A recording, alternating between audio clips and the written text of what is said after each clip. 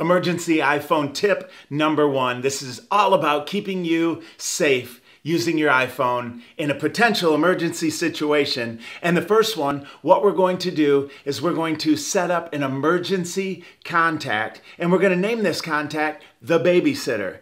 And the reason we're doing this is if you're in a situation that you think could be a problem and you need to call for help, instead of alerting your phone that you're calling 911, if you can't get to your phone, you can simply say, "Hey Siri," and then have them call the babysitter. And this will then call 911 and no one around you will know it. So grab your phone and I'll show you exactly how to set this up. Okay, we're just going to click on phone. And we're going to click down here in the middle under contacts. And at the top right, click the plus button.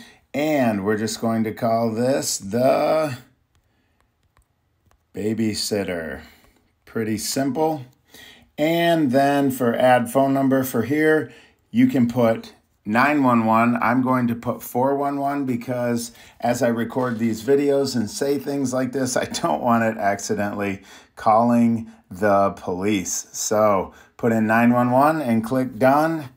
You can test it with 411 and just tell Siri, "Hey Siri, call the babysitter," and it will go through and show you what will happen. But I definitely suggest you start with 411 if you want to test it, then switch over to 911. Hey, thanks for watching. And there's a link down below if you would like to get all of the iPhone tips and tricks delivered to you first, and some you won't find anywhere else. Just simply click the description below and we'll get you signed up and sent to you absolutely free. Thanks for watching.